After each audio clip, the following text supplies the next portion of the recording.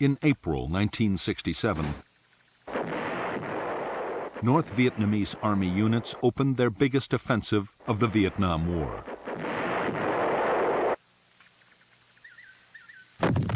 Their role was to draw American forces into the remotest parts of South Vietnam, far away from the populated areas.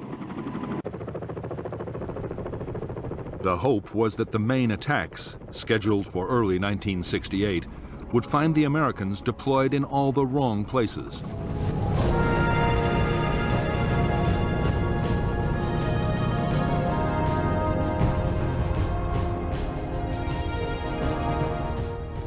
Fighting began at the end of March when a strategic Marine patrol ran into an ambush near one of the strategic hills that lay between the fire bases of Khe Sanh and Con Thien. Dozens of Marines were killed during this first brief and unforeseen combat. The North Vietnamese had by then assembled nearly 2,000 men near the base at Con Thien, and almost every day they hit the Marines with artillery, rockets, and mortars. In the rugged countryside around, there were savage battles as patrols from each side clashed in what became known as the hill fights. During these battles, 160 Marines were killed and 700 wounded. The NVA resisted with such courage that as a mark of respect, the Marines, who usually called the Viet Cong Charlie, rechristened them Mr. Cong. But in the end, it was the sheer weight of American firepower that turned the tables at Con Thien. Repeated NVA assaults were broken, and more than 900 North Vietnamese soldiers were killed by Marine artillery, massive bombing, and the guns of naval vessels offshore.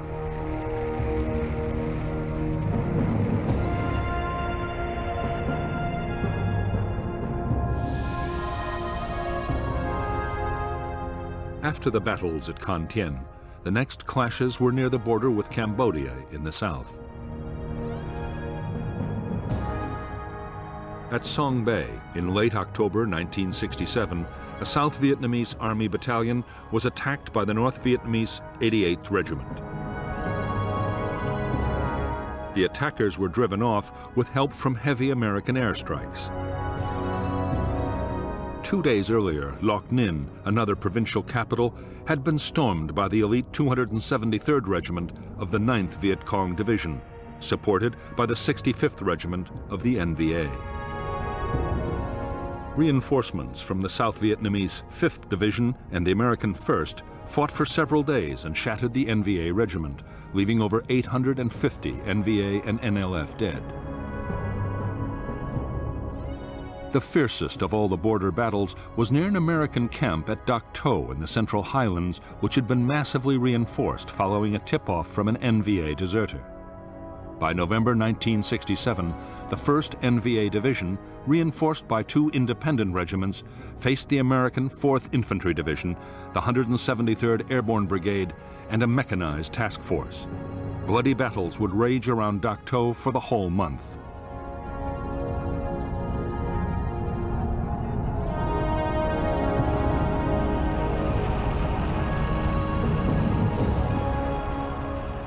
Of all the desperate encounters of the Battle of Dak To, the most costly for both sides was the fight for Hill 875. In the highlands, whoever controlled the hills could rain down mortar and artillery fire on the valleys.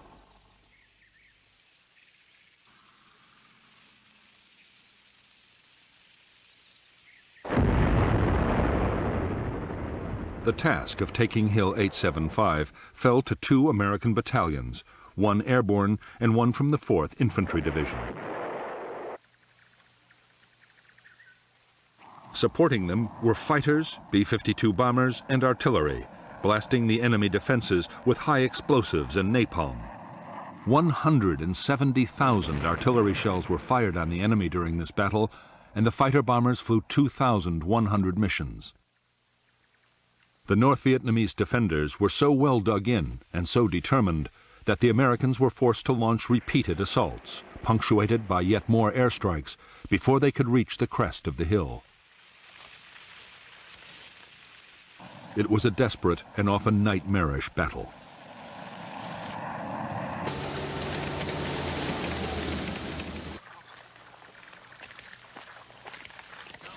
It took a full week to capture Hill 875. The assaults cost more than 150 dead and 400 wounded, bringing American casualties at Dak To to almost 350, with just under 1,000 wounded. The North Vietnamese army had lost 1,200 men.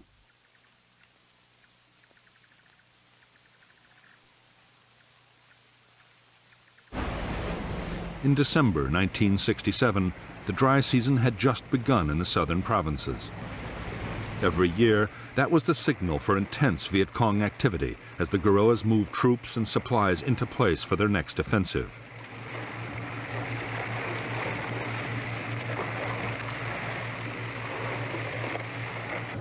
At the headquarters of Military Assistance Command Vietnam near Saigon, General Westmoreland and his senior officers ran a series of studies to try and predict where the enemy would strike in 1968.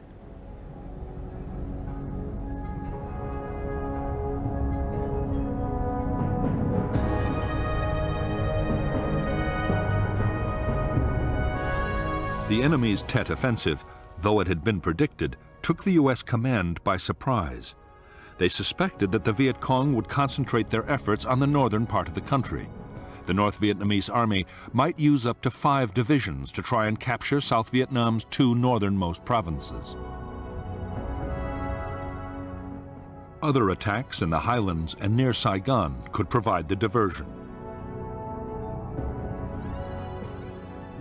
To counter the expected northern thrust, the Americans decided to send up their most mobile reaction force, the 1st Air Cavalry Division.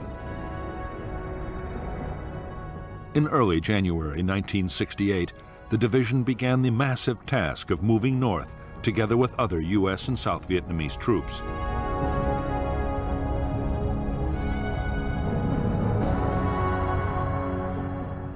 By now, 3/4 of the American battalions in the south of Vietnam were deployed deep in the interior, near the Cambodian border. Unknown to them, elements of the NLF's 9th, 7th, and 5th Divisions, along with other units, were already heading towards the capital for the Tet Offensive. The Americans, suspicious of increased NLF radio traffic behind them and the lack of activity in the border areas, began a rapid redeployment back towards Saigon.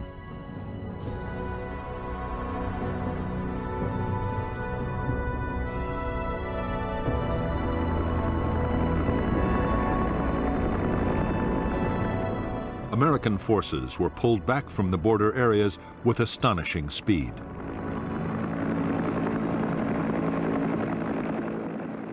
Such incredible mobility was something the Viet Cong had never expected.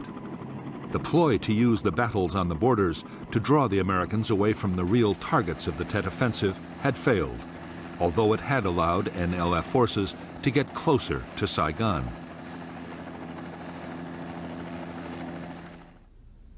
It was Lieutenant General Frederick Wayand, the commander of the U.S. Second Field Force, that had requested the American redeployment. Soon, more than half his battalions were again at bases close to Saigon.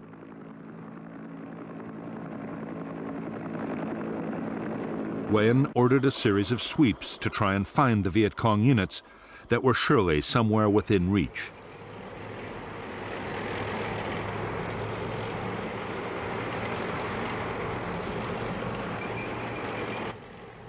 The Americans were now convinced that a major offensive was coming soon.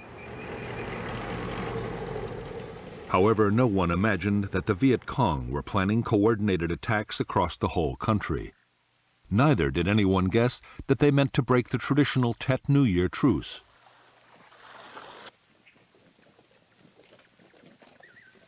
As a precaution, the Americans did ask the South Vietnamese government to call off the truce and cancel army leave. But for political reasons, the request was refused.